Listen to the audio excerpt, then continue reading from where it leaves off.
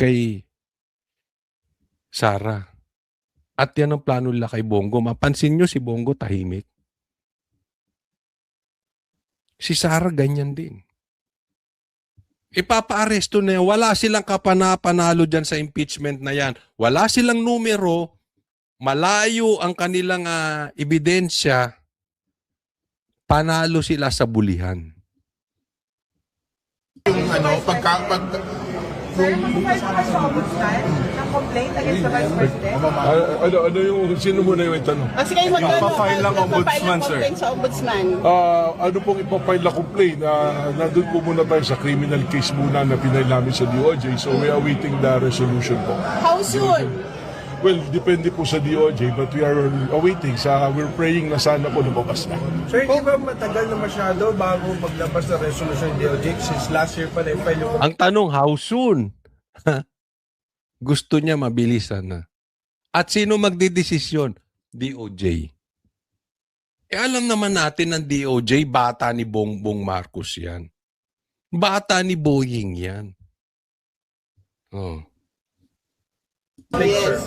Well, may procedure po sila and I cannot speak for their procedure. Ano po? Attorney, hindi po ba bad optics or bad optics na baka makasuwar at makulong si Vice President Sara Duterte sa kanyang mga supporters? That is a political question that I rather not answer. Pasensya na po. Ano po? Gano'n po katiba yung mga ebidensya natin against VP Sara for her to be arrested? Wala pa po tayo sa arrested. Yung kailangan po muna may resolution po yung Department of Justice. And narinig nyo naman po kanina, we base it on resolution, Memorandum Circular number 20 ng DOJ that there is a reasonable certainty of conviction pag ipinay sa court. Yun na po yung standard na sinunod po natin. Attorney, Yun ang matindi doon. Diba?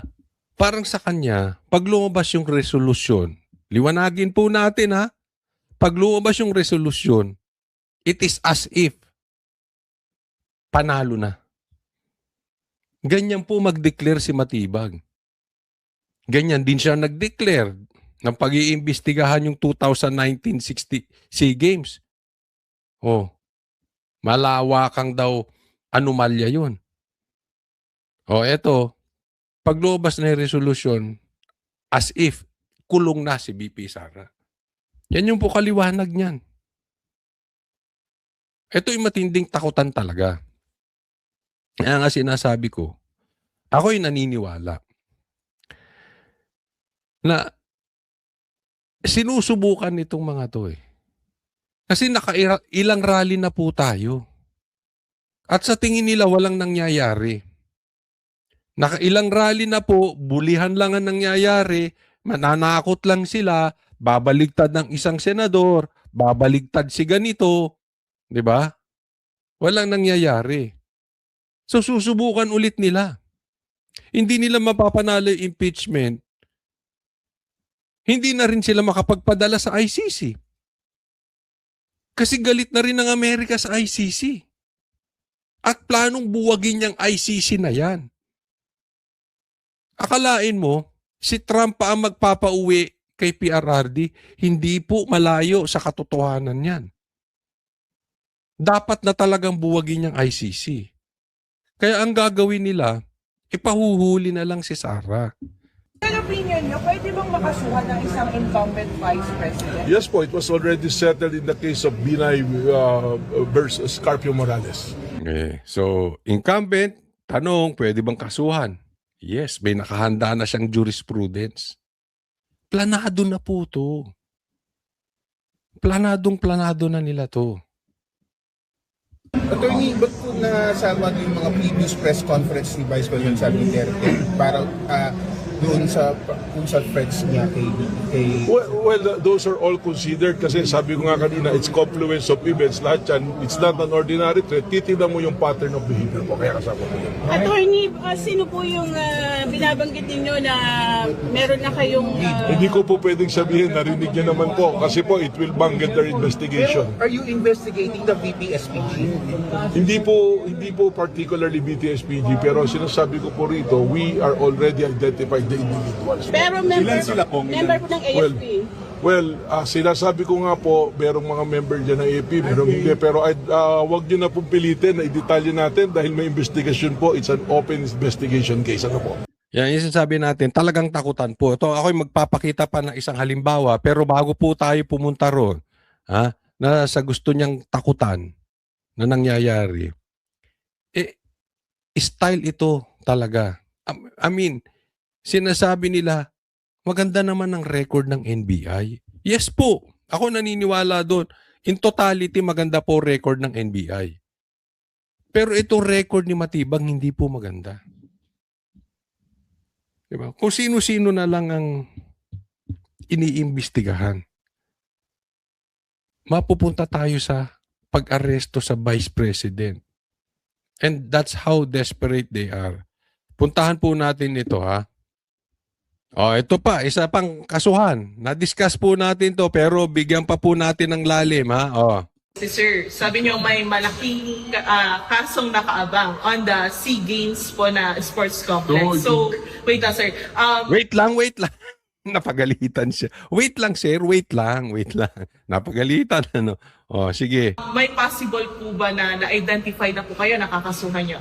Well, we just received information tungkol dun sa pangyayari dun sa Peace Corps, yung Philippine Sea Games Organizing Committee, no? And we in possession of documents already na meron talagang kailangan investigahan because there are huge amount of money na involved dito. If you recall, there was no bidding na ginawa rito, tapos unliquidated, so marami na kailangan tingnan. So, alam mo, ang tanong dito, ilan pa ang ipakukulong bago tayo kikilos? Ay, hindi po ito grave threat, ha? Ako yung nagtatanong lang. Pag pinakulong si Cayetano, pag pinakulong si BP Sara, anong gagawin ng INC? Anong gagawin ng Catholic Church? Anong gagawin ng mga Muslim? Anong gagawin ng KOJC? Anong gagawin mo? Anong gagawin ko? Anong gagawin natin? Ikulong na lang lahat? Pag isisiwalat ang katarantaduhan ng flood control, ikukulong. Tandaan po natin ang kademonyohan. Hanggat hinahayaan, tinitesting po yan. Parang droga po yan. Hanggat nakakalusot yung droga, palalim ng palalim ang isang tao dito. Una, isang pitik lang ng droga. Maya-maya, araw-araw na. Maya-maya, kada 5 hours nagdodroga na. Ganyan po ang kademonyohan. Wala po ako sinasabi na gagawa tayo ng kasamaan or illegal. Hindi po yun. Hindi po grave threat. Ako'y napapaisip lang. Tatahimik na lang ba tayo? Para hindi tayo ipakulong? Ako'y nagtatanong lang. Hindi ko po kayo inuutosang gumawa ng masama.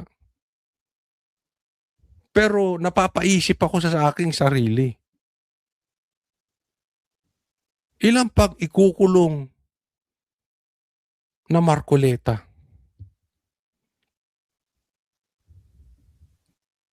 Diba? Ay, nako. Ito, tingnan natin. Ay, nako. So, ito. Hanggang kailan tayo magtitiis sa ganitong sitwasyon? Tingnan po natin. Yung mga nagnakaw, nakawala. Yung isa na-appoint pa, presidente ng bangko. Pero Waldes, sabi ko, hindi pa rin nakukulong. Diba? Kaya nga ang Yung tanong, mga nagnakaw, kaya nga ang tanong ko sa inyo, hanggang kailan tayo magtitiis sa ganitong sitwasyon? Hanggang kailan tayo mananahimik? Diba? Gawin natin ang ating responsibilidad sa legal na paraan. Hindi po ako nagtatawag, uulitin ko. Pero kung kayo may social media, it's about time mag-ingay na kayo. Ngayon, kung kayo nag-iingay, doblehin pa natin. Kasi nakakalungkot po, kailan lang magkasama kami nito si Defensor. Sumasyat-syat pa kami. Yeah. Yung nag-donate at nakatanggap ng donasyon, ikukulong. Yung nagnakaw ng kaba ng taong bayan, laya. Magkano lang ang dinonate? Sariling pera naman niya. Samantalang sila nakabili ng jet, helicopter, ilang bahay sa Forbes. Nagdodroga pa. Laya. Hanggang kailan tayo magtitiis sa ganitong katarantaduhan? Alam mo ako, napapaisip talaga eh. Sa eleksyon po, mag-iingat tayo sa pagboto. Isang pagkakamali. Hindi ko po kayo sinisisi kasi marami nagsasabi, nakikita ko sa Facebook, binoto-boto nyo tas magrarally kayo. Binoto-boto ninyo tas magagalit kayo. Excuse me po, hindi ko binoto si Bongbong Marcos. Pero hindi ko sinisisi yung nagkamaling bumoto kay Bongbong Marcos dahil nabudol. Ako yung nagpapaalala lang, mag-iingat po tayo dahil sa isang pagkakamali. Ang laki pong problema.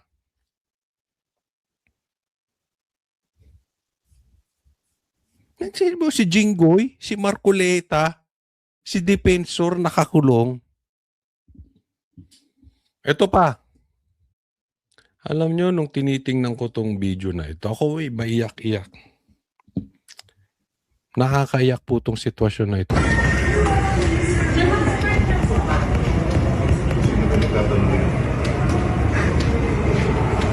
Kita nyo yung tagpo ni Marcoleta at saka ni Defensor. Isipin mo kayong nagtitiis sa kulungan. Matanda na po si Marcoleta. Mga brad, matanda na po yung mama. Ikukulong pa. Delikado po yan. Buti nga ngayon medyo tag-ulan na eh. Pero yung summer, kung iinit sa loob. Hindi pa naman ako nakukulong. Pero alam ko yung pagdudusa niyan. Ang masakit niyan, wala kang kasalanan. Hindi ka nagnakaw. Private citizen, no? Kaya nga ako naniniwala. May plano INC. Naniniwala ako may planong gagawin ng INC. Hindi ko po sila pinangungunahan pero ako po'y may nadidinig. At ako'y naniniwala na hindi hahayaang manaig ng INC ang masama laban sa kabutihan. Ulitin ko, hindi ko pinangungunahan ng INC. Pero ako'y naniniwala may gagawin sila. May nakaplano po. May nakaplano po. Hindi po maganda tong nangyayaring ganyan. Napakalungkot po. And kaya nga sabi ko sa inyo, sumingaw po ang plano ng gobyerno dito. Next is Sara Cayetano, Robin Padilla. Nakita nyo, mag-isa si Cayetano nagsasalita sa impeachment na may laman. Kaya inalis nila si Marcoleta eh. Si Robin may laman na sinasabi. Pero kasi iba yung abogado. Diba? Masakit po.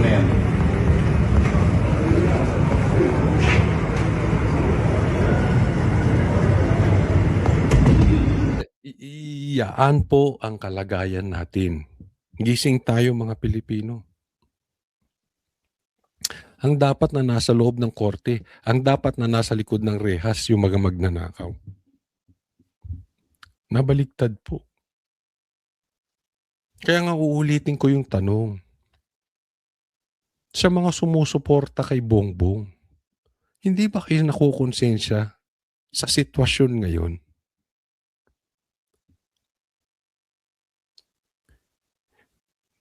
Tag-ulan na po.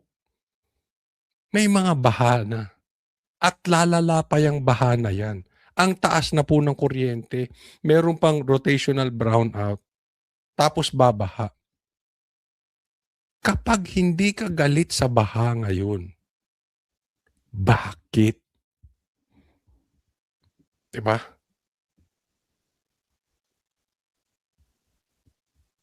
Kayong makabongbong, kayong mga pinklawan, huwag po kayong papauto sa mga leaders ninyo. Hindi po lingid sa inyo na may nagnakaw sa flood control. Bakit saan-saan tayo nafo-focus? Yun na lang po ang pag-usapan natin eh. Diyan pa lang. May malawakang pagtatakip na po. Hindi ba kayo nakukonsensya? Susuporta pa kayo sa maling gawa? Next topic po. Ito po, pag-usapan natin itong mga pinagsasabi ni Congresswoman Laway. Congressman Luis Tro. Sige po. First of all, we would like to acknowledge the positive response of the Honorable Impeachment Court to our previous manifestation. Accordingly, we would like to reiterate that the prosecution will no longer be presenting Attorney Zuleika Lopez as well as Captain Belinda Bello. Reiterating, however, the same concern on... Tingnan nyo. So, kinancel. Hindi na rin papatawag si Attorney Lopez. Pambihira kayo. 2 araw nyong binabad. Pinag-antay-antay ninyo, kakancelin nyo pa rin. Kakancelan nyo pala. Di ba? Ang sagot nila, hindi kasi napatunayan na no need. Hindi na kailangan lumabas si Attorney Lopez kasi yung kailangan nila kay Attorney Lopez, proven na. Naku, sabihin nyo natakot kayo. Sabihin ninyo, yung mga isisiwalat ni Attorney Lopez, kung anong pinaggagawa ninyo sa kanya dyan sa loob, mabubulgar. Kung anong klaseng meron ang Congress ngayon. Kaya natakot kayo. At hindi lang yan. Harassment po. Alam nyo labanan ngayon, alam naman nila eh. Everybody knows hindi po mai-impeach si BP Sara dito. At kahit ba sa pagpalagay natin, maliit na porsyento ma-impeach si BP Sara, alam ng taong bayan, ayaw pa rin nila kay Bongbong Marcos, ayaw pa rin nila kay Tambaluslos. Hindi po fake news yan, kaya nga negative ang trust rating ni Bongbong Marcos eh. Kaya po negative. Ayaw ng taong bayan kay Bongbong Marcos. Kaya pinag-uuto kayo ng dilawan.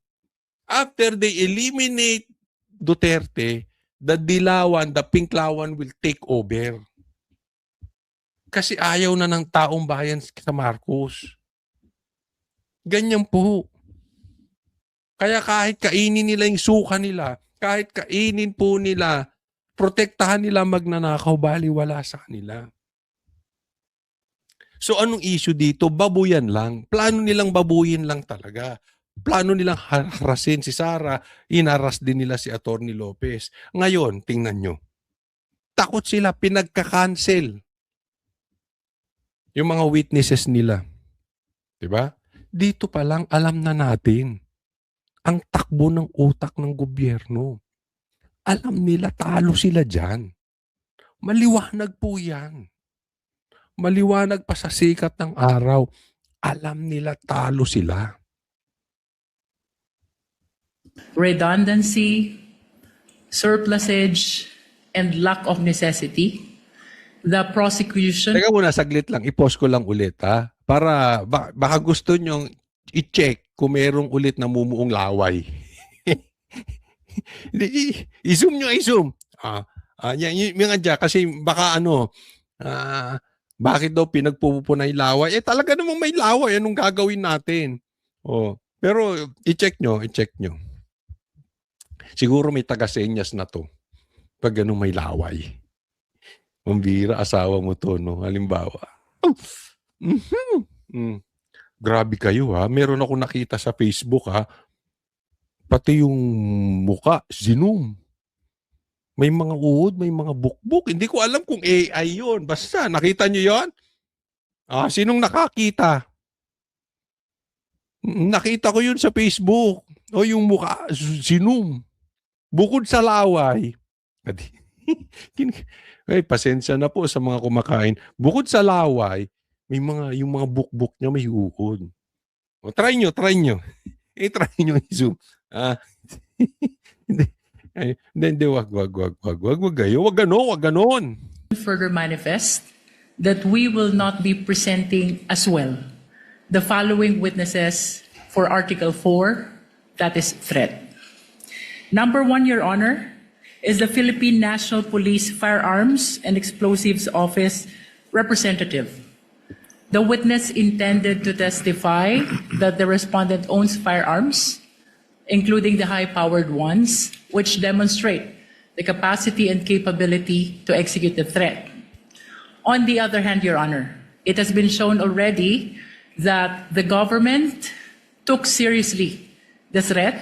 As a matter of fact, it prompted the full-scale investigation, including the recommendation to file a criminal complaint. Ito po yung kinwestiyon kanina na dapat kung mag-uurong lang sila ng witness or witnesses, hindi na dapat nila i-explain na marami. Kasi pinangungunahan nila ang senator judge, meron na silang judgment, kaya namin inurong to, kesyo ganito, napatunayan na namin na meron talagang threat. Pala desisyon, ikaw na ang prosecution, ikaw pa judge. Laway mo, ha? Laway mo. Hindi po pwedeng ganoon. Kaya nga kinwestiyon yun eh. Diba? Paano kung sabihin ng defense, kaya nyo lang inurong dahil natakot kayo? Tama ba yun? Diba hindi? Pero alam naman natin ang katotohanan. Pero hindi na kailangan sabihin ng defense yun. Pero tayo alam natin natakot sila. Tapos, magsasalita na lang sila na yung napatunayan na nila. So, no need for this and that or for him or for her na mag-testify. Laway mo. Number 2, Your Honor, is Mikel Flores and Bons Magsambol. They belong to the press who were present during the November 23 video conference. They will be testifying that they were among the reporters or media persons who were present during the video conferencing, and to the fact that they heard the respondent utter the threat against the President, the First Lady, and the former Speaker.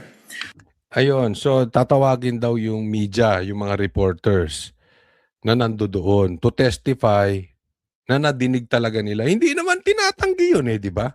Actually, nandoon po ako. Nandoon ako. Dalawa po kami ni Boss Dada na nandoon sa Banateros. Nung sinabi yun ni BP Sara, nasa Zoom meeting po ako noon. Kaya nadinig ko totoo pong sinabi ni Sara yun. Hindi naman tinasabi na hindi po totoo na binanggit ni BP Sara yun. Pinaikot-ikot nyo lang Ang tanong, meron bang totoong assassin? Kasi sasabihin nyo, yes, merong totoong assassin. Tapos sasabihin ng witness nyo, wala silang personal knowledge. Ano yung tanga lang? Laway mo. Di ba? Hindi po pwedeng ganun. Kasi kung may inutusan, naniniwala kayo na may inutusan si Sara, edi ilabas niyo yung assassin. Simple, di ba? Wala silang maituro. So anong ginagamit nila? Yung video lang. Hindi naman daw tinatanggi ni Sara. Ako nakita ko talagang nadinig ko sinabi ni BP Sara. And so what? Hindi ba nanakot din si Matibag? Doon sa reporter? Hindi ba nanakot din si Tulfo na kukwelyuhan niya yung mga senador na maghihiring? Di ba? Ang tanong, patunayan nyo. Lahat naman tayo may ganyan eh. Di ba?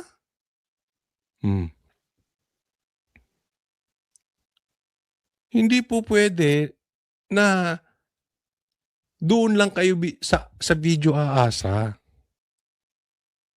Dahil, alam mo ako, sa nangyayari kay BP Sara, sa ginagawa sa family nila, hindi mo masisi, meron silang masabi kung ano-ano. Ang tanong, meron bang totoong assassin? Sino yun? Yun ang tanong, sino yun? At saka conditional threat po yun. For the last time, sinabi niya, kung patayin ako, patayin yung mag-asawa at si Tambaluslos. So inaamin nyo na may planong patayin si Sara ni Bongbong Marcos. As simple as that. Ang problema, alam naman nila yun, nagtatanga-tangahan sila eh. Yun nga ang issue rito, gusto lang nilang babuyin si Sara sa tao. On the other hand, Your Honor, the testimony of Agent Kalilong already established that the video is authentic, plus considering, Your Honor, the defense's subsequent admission that the same are authentic videos, Your Honor. Okay, so hindi ko na tatapusin tong video nitong si Laway kasi nakakadiri. Alam ko nandidiri kayo, baka magsilayas pa kayo diyan, no? In short, inurong na nila. So ang last na magpipresenta na witness itong si Matibag. Ang tanong kung hindi matatakot si Matibag. Ang tapang ni Matibag, no? Pero kasi yung tapang, pwede yan sa media matapang eh. Pero pag ganyang formal na harapan na, tingnan nyo. Nung nabulgar yung laway nito si Luistro, bumait eh, di ba? Bumait. Ang babait nila dyan, kasi mai-expose walang laman ng mga utak eh. Ha? Ano si Erwin? Ang bait, di ba? Magmumukha silang tanga dyan. Next po. Ito ang threat. Ito grave threat. Magpapasabog daw ng atomic bomb. Pakinggan nyo. Papasabog. Di umano ng atomic bomb. Categorically lang, attorney, hindi naman natakot ang prosecution kay Attorney Zulaika sa kung ano man pwede niyang sabihin sa impeachment court. I mean, you know me. I was supposed to handle Attorney Zulaika. Attorney... How do you pronounce it? Zulaika. Attorney Zulaika. Attorney Lopez na lang. I was supposed to handle Attorney Lopez and made a judgment. And upon the control and supervision of the public prosecutors, it really became unnecessary. And those of you who know me, and I see many familiar faces here, know that hindi ako maatras at all. In fact, I kill a mosquito with an atomic bomb. Nako, grave threat yan, grave threat. Hindi daw siya takot kay Attorney Lopez. Zulaika Lopez, hindi raw siya takot kasi papatay nga siya ng lamok with an atomic bomb. May grave threat yun. Diba? Ganyan po sila mag-interpret ng sinasabi. Ganyan po mag-interpret ang House. Ganyan po mag-interpret ang Pinklawan. Ganyan po mag-interpret ang mga vloggers ni Bongbong Marcos. Diba? na i-compare ko lang. Yung threat na ginawa ni BP Sara na pag pinatay ako, patayin sila. Threat na yun. Ito rin eh. Hindi ako natatakot kay Zulaika. Kaya ko nga magpasabog ng atomic bomb. Di ba same? Kung same logic, same babaw interpretation ang ginawa nila kay Sara, lalabas na itong sinasabi nitong matandang babae na ito, alam mo si ating ano ko lang, para siyang no, sino yung matandang chismosa na vlogger ng mga artista. Sino yun? Hindi ako mahilig sa artista eh. Pero nakikita ko yun eh, di ba? Oo, yung chismosang basta sa showbiz, para siyang yun. Di ba? Chinismis pa nga nito eh. Na may binanggit daw na bird, si Lacson. Di ba? Pero itinanggi ni Lacson. Ang bilis tumanggi ni Lacson ng bird. Siguro isip-isip, naku, mapapagbintangan na naman ako ng madlang people. Oo. Huwag mo akong idikit-dikit sa salitang bird at naku, may issue na. Yung period nga in-issue sa akin, nagkaka-period daw ako. So may yung aking pagkakasarinlan na i-issue. Chinismis pa nitong matandang babae na ito, yung bird. Uy, pa mahira. Oo. Lahat banggitin mo kay Lacson. Wag lang bird tsaka period. Naku, magagalit sa iyo si Pinky. Chinismis niya, no? Ganyan po. 'Di ba? Kung i-interpret natin yung mga pinagsasabi nitong matandaan to, tong babaeng ito. Hindi ko po iniinsulto pagka matanda, kasi ako nga matanda na eh. Aminado ko. Wala masama doon. 'Di ba? Walang masama. Ganun po. Grave threat din po ang sinasabi nitong na to. Yan po pananakot kay Atty. Lopez. This was not necessary here. So you can confirm, attorney, hindi natakot ang prosecution kay Zulaika Lopez? Ask and answered, Your Honor. Okay po. Sige pa, and lastly, wala naman po naganap na backdoor negotiation. Yun ang magandang tanong. Wala bang backdoor negotiations? Hindi naman umapela ang defense sa inyo internally, privately, na huwag nyo nang kunin si Zulaika? No, not at all. Not at all. In fact, I don't know Attorney Lopez personally.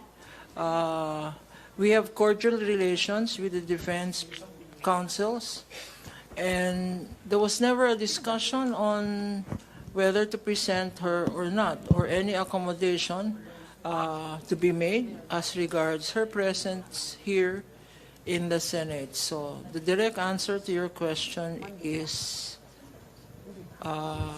no, there was no backdoor channeling and walang atras. If you saw social media, sabi nga nila, may bagyong Sara. Inday. Bagyong Inday. May bagyong Inday na. And alam niyo naman, lumipas na yung bagyong Inday na yan. Tapos na. Typhoon Josie na ngayon. So, wala nang strength. So meron ba daw underground negotiation, backdoor negotiation? Sagot niya, in short, wala. Naniniwala ba kayo sa sinabi nitong aling to? Kasi ako hindi. Ako naniniwala na may kumausap dito. Alanganin tayo dyan kay Zulaika. Ibubulgar niyan. Nakulong yan sa loob ng house. Ibubulgar niyan baho natin. Mati tayo dyan, mati. Nakita nila itong huling witness nila Instead na nakatulong sa kanila, nagkalat pa. Lalo silang kakalat dito kay Zulaika Lopez, kay attorney. So malamang yan, nasabihan ni Bongbong or nasabihan ng malapit kay Bongbong o baka asawa, hindi natin alam kung sino. O baka nasabihan ng kampo ni Tambaluslos, no? delikado sila. Thank you, ma'am. Regarding lang po again dun sa pag-drop po kay Zulaika, hindi po ba meron ding part on, some lawmaker or lawyers are saying na baka makasira pa, makasama pa sa prosekusyon, na isa lang pa nga po, ito si Attorney Zulaika, Exactly. Talagang makakasira pa sa prosecution pag sinalang si Zulaika. lalo't they're saying na mukhang nakuha nyo naman na kumbaga itong article ng grave threats. No, we were not concerned about whether we could face cross-examination questions both from the defense and the senator judges, because here we stand on the strength of what are the facts, what is the evidence, and as we have often said, that it has nothing to do with a belief that there are biased senator judges who will act as defense counsels, because we believe that the senator judges are faithful to their oath of Hayaan na natin yan. So, itatanggi lang niya. Pero alam na po natin na sa dulo, no? Sa dulo po talaga, itong mga nakahuling ilang araw, if I'm not mistaken, 6 days na po sila ng impeachment trial. Talagang, alam nila, alanganin sila talaga. Wala silang napakitang matibay na ebidensya. Kung ebidensya ang usapin, wala talaga silang napakita. Siguro, ang usapin na nga lang, gaya ng sabi ko, bababuin lang nila si BP Sara. But to that effect, hindi rin nakita nyo naman na bagsak pa rin ang trust rating ni Bongbong Marcos. Kita rin naman natin na si Sara pataas pa rin ng pataas. Sa katunayan, mahal pa rin siya ng Pilipino. Despite na kung sino-sino ang pinakulong. Kasi hindi po matakbuhan ni Bongbong Marcos ang totoong issue. Ito po ang totoong issue. Kailan may makukulong na involved sa flood control. Hindi kung ano-ano. Kailan makukulong ang mastermind ng ghost projects. Hindi kung ano-ano. Kasi kahit anong gawin yung pagtaboy sa sitwasyon, hindi po naniniwala ang taong bayan. Hindi po effective. At alam kong alam nyo yan. Kaya nga naman, nananatiling delikado po ang taong bayan. Bakit? Ulitin ko, hindi po malayong mangyari ang martial law. Yan po ay patuloy na nadidinig. Alam kong umuugong po yan. At alam ko ilan po sa inyo ay nakakadinig ng balitang yan. Yan po ang ultimate end of goal or end of plan nila. Kung totoo o hindi, we do not know. Pero hindi po malayong mangyari yan. Kaya nga po sinusubukan nila itong aresto dito, aresto doon. It is simply a silent martial law.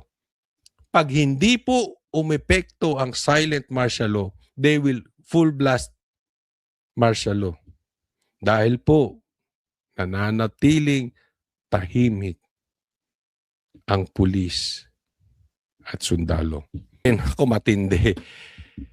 2019 na problema or kaso or issue na ipasok dito sa impeachment ni BP Sara. Ganyan po kalupit.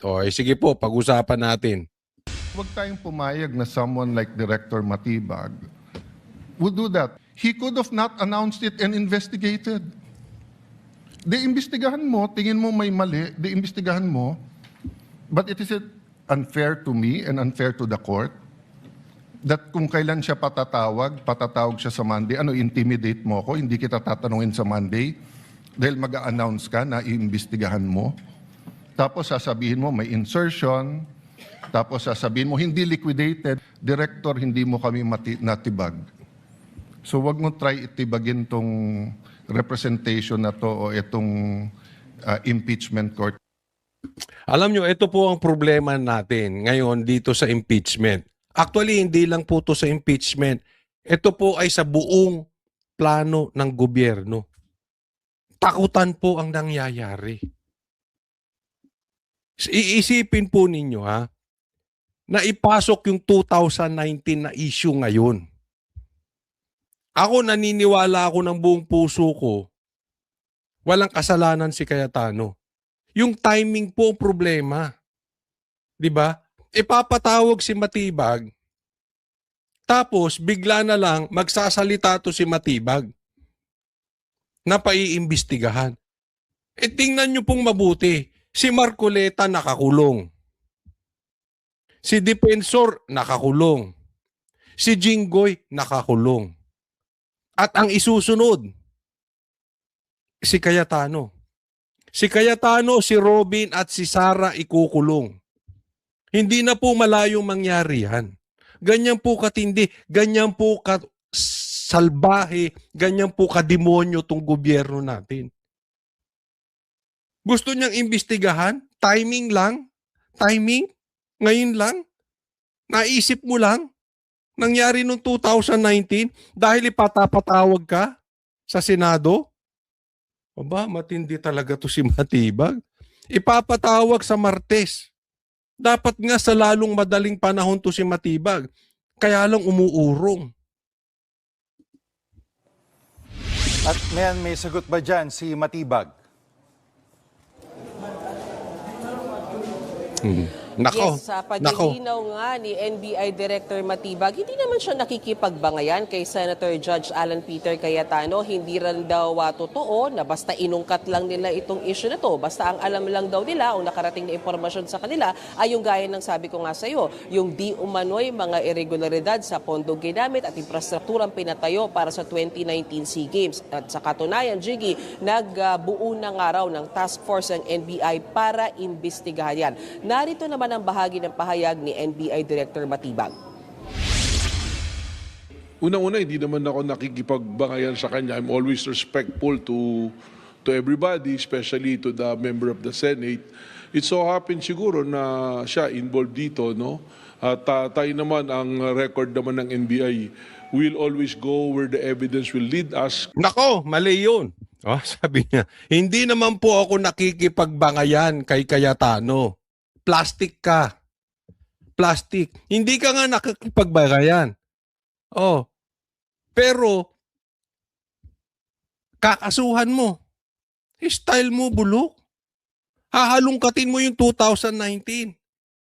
Di ba? Na nagkataon lang na involved daw si Cayetano. Pambira. Sabi mo, kung saan patungo ang ebidensya, doon ka pupunta. Kung totoo yan, edi sana.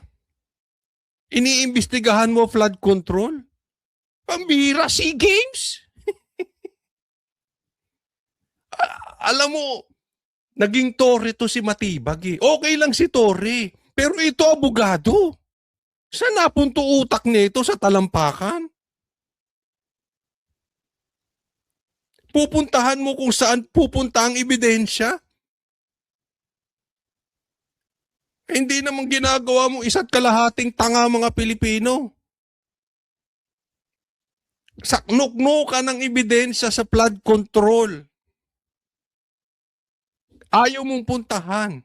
Nuknuka ng ebidensya laban sa pamilyang Marcos, Bongbong, Sandro, Tambaluslos. Ayaw mong imbestigahan. Anong iimbestigahan mo 2019? Kulang na lang waling-waling imbestigahan mo. Di ba? Of course, hindi mo babastusing harap-harapan si Cayetano. Ang balita ko nga, gusto kang i-contempt. Oh. Siyempre, pag na-contempt ka, yari. Ano magagawa mo? O, diyan ka. Diyan ka sa kasuhan. Diyan kayo magaling eh. Pag hindi kaya ng batas, sa kasuhan kayo. Kung ano-ano hahalughagin nyo.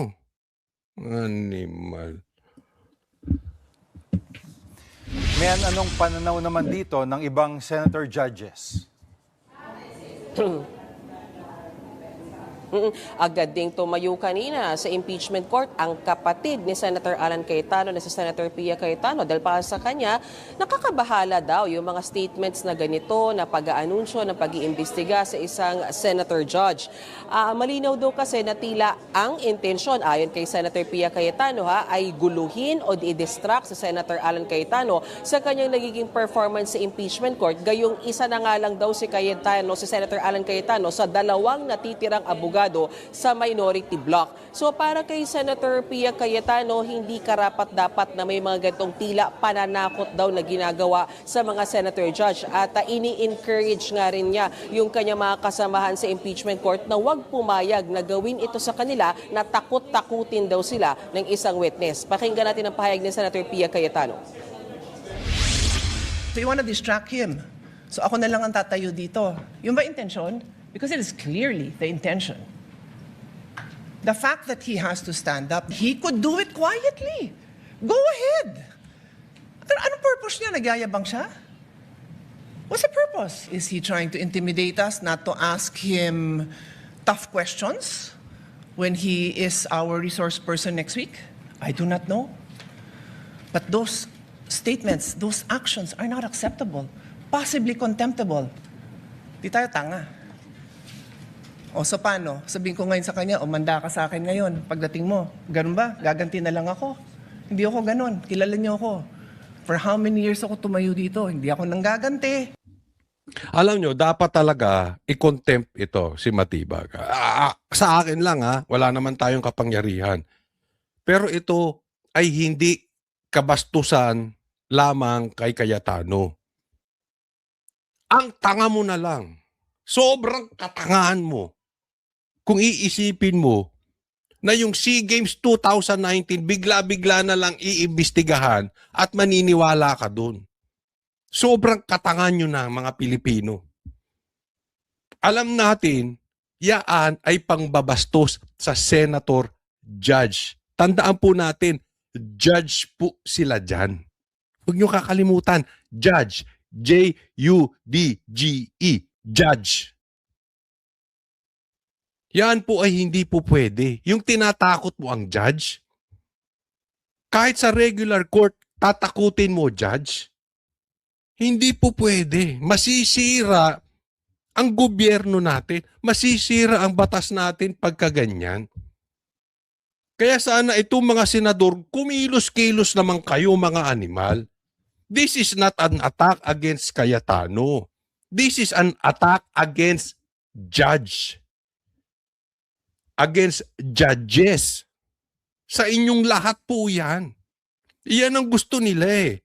Wala nang matino na nagsasalita dyan. Sa totoo, huwag tayong maglokohan. Ang totoong matinong nagsasalita na lang dyan, yung magkapatid na Cayetano at si Robin Padilla. Yung iba walang kwenta ang mga pinagsasabi. Ay nako. Kung kayo nag-iisip, walang kwenta pinagsasabi ni Bam. Walang kwenta pinagsasabi ni Kiko. Si Lito Lapid, mas mabuti pa nga hindi nagsasalita, hindi nabubuking yung kabubuhan.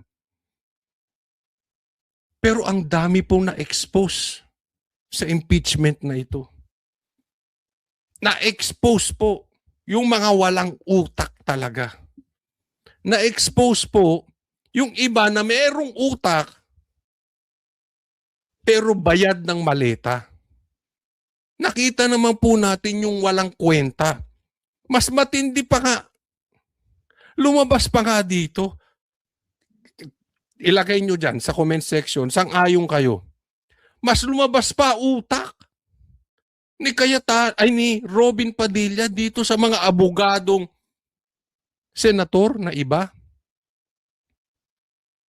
Di ba? Mas may sense pa. Mas may katotohanan yung mga pinagsasabi ni Robin Padilla. Kaya nga inalis nyo na si Marcoleta. Plano pang alisin si Cayetano. Sino na lang magsasalita? Si Pia at si Robin. Tapos lahat wala ng kwenta. Iyan po ang plano ng gobyerno. Alam nila, hindi sila mananalo sa impeachment na ito. At ito po, ang bulong-bulungan. Iingat po tayo. Kaya nga pinag-iingat din namin yung ibang vloggers eh.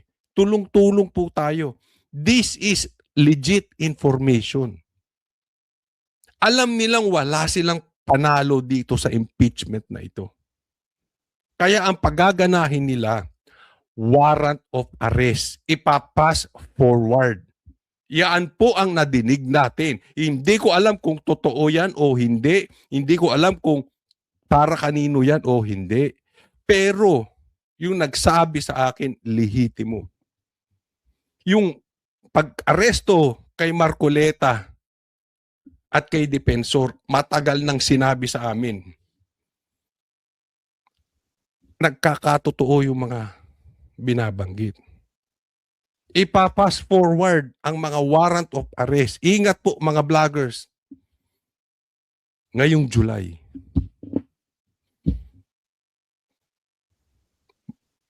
Kasi hawak nila mainstream media eh. Takutan ang mangyayari. Yan po ang plano nila. Takutan. Di ba nakakainis? Men, sinimula na rin ngayong araw ang oral argument sa pagpapasagpina sa bank at tax records ni VP Sara. Anong argumento ng prosekusyon at depensa dito? Alam mo, Jiggy, maganda rin talaga yung palitan ng puntos at argumento. Ito, pag-uusapan naman natin. Next po, next. Yung bank accounts. Gustong pabuksan yung bank accounts ni VP Sara. Ng prosecution at defense kaugnay nga dyan sa request na ipasapina yung bank, tax at AMLAC records ni VP Sara Duterte at kanyang asawa na si Attorney Mans Carpio. Ang tumayo para sa prosekusyon ay si House Prosecutor Chel Jokno. At punto por punto ipaniliwanag niya kung bakit dapat ilabas ng impeachment court yung mga dokumento na yan. At ayon nga sa kanya, hindi confidential ang katotohanan. Pangalawa, kailangan daw ilabas ang nasabing mga dokumento, AMLAC, tax at bank records para daw mapatunayan yung mga akusasyon na di umano. May mga hindi dineklarang yaman si VP Sara sa kanyang mga salin at nag-amas daw siya o nagkaroon siya ng yaman throughout the years, Jiggy, na hindi daw sasapat or magmamatch doon sa kanyang kinikita.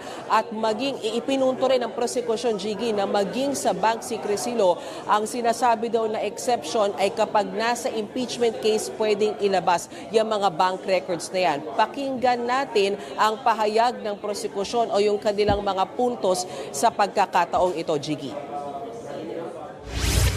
Walang kaduda-duda. May karapatan at kapangyarihan ng impeachment. Teka muna ha. Na busisin ang mga bank records ni VP Sara. Kailangan makita ng publiko. Teka muna ha. Anong sinabi niya? Walang confidential sa katotohanan. Alam mo, Ting. Lolo, kung ganyan po ang prinsipyo mo, walang confidential sa katotohanan, marami pong due process ang mawawala. Bigyan kita ng halimbawa. Ito halimbawa lang. Huwag kang magagalit. Ikaw ba ay mas preferred mo ang hotdog kaysa sa tahong? Ako. Naniniwala ako 100%. Meron kang chinup-chup na hotdog. Ba't sariwang hotdog? Yun ang aking paniwala. Meron kang chinup-chup na hotdog. Di ba? Kung yun ba'y may katotohanan, hindi po. Hindi pwedeng gawing confidential. Sa'yo na yun. Halimbawa lang. Coach Oli, ba't naman tayo napunta sa hotdog? Ad hominem ka naman. Di ba? Ako naniniwala. Kurakot ka. Kung pabubuksan ang bank records mo, malalaman natin na bibigyan ka ng pera ngayong pamahalaan na ito.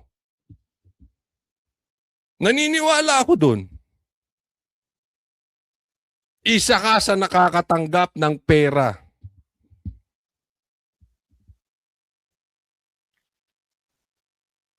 Kung pabubuksan ng bank accounts mo, makikita natin at madidiscover yan. Tanong, pwede ba yun? Pwede ko bang gawin yun? Tapos sabihin na iba, sino ka ba, Coach Oli? Wala ka namang posisyon. Bakit? May posisyon lang ba? Di ba ang ordinaryong citizen, kung pwedeng gawin ng congressman, pwede rin nating gawin?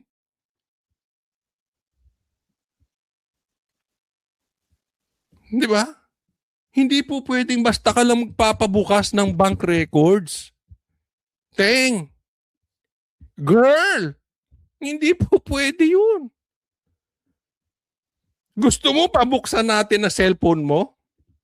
Magkakaalaman ilang hotdog ang kinain mo. Pwede ba yun? Pwede ba yun basta paniniwala ko? That is fishing expedition. Ako, halimbawa, ang nag-aakusa, ako magbibigay ng ebidensya. Hindi po pwedeng mangingisda ako ng ebidensya galing sa cellphone mo. Halimbawa lang yun, ha. Ngayon, kung totoong tsumuchup-chup ka ng hotdog, wala na ako roon. Nakikita nyo yung ibig sabihin? Pero ito hindi po joke. Ako naniniwala na bibigyan ng pera to. Paniwala ko yun eh. Opinion ko yun. Ano, bukasan ng records? Pwede? Mabababo yung gobyerno natin pagkaganyan. At ng mga senator judge ang tunay na kulay ng vice-presidente at larawan ng kanyang buong pagkatao bilang isang lingkod bayan. If she amassed staggering amounts of unexplained wealth while she was a vice mayor and mayor, doesn't that say a lot about her unfitness? Bakit pati vice mayor isasali nyo? Pinai-impeach nyo bilang vice president, pati vice mayor sa isasali. Tingnan nyo kung paano nawawala na sa batas tong mga ito. Di ba sinasabi? Hindi mo pwedeng suwayin ang batas dahil lang may impeachment. Hindi ka pwedeng basta magpabukas. Meron bang si Raulo na nanunood dito sa vlog ko na naniniwalang hindi magnanakaw si Bongbong? Sige nga, taas ang kamay. Sino sa inyo ang naniniwalang hindi nagnakaw si Bongbong? Sino sa inyong naniniwala na hindi kasabwat si Tambaluslos sa flood control scandal? Sinong naniniwala sa inyo na hindi nakatanggap ng maleta si Sandro? Lahat kayo sigurado na naniniwala. Anong ebidensya ko? Buksan natin bank records yan, magkakaalaman tayo. Pwede ba ganun? Kahit alam natin, kahit karamihan ng Pilipino alam magnanakaw si Bongbong Marcos. Kahit alam ng mga Pilipino, adik si Bongbong Marcos. Hindi mo pwedeng basta pwersahin buksan ng bank accounts niyan. Hindi mo pwedeng pwersahin na putulan mo ng buhok at ipa-hair follicle test mo. Hindi po pwedeng ganun. Ang bihira itong mga to. Ano to, babuyan na ng batas? Diba? Hindi po pwedeng palusot nyo yung kung walang kinakatakot, ilabas ang records. Hindi po pwedeng ganoon. Kayo maghanap ng ebidensya.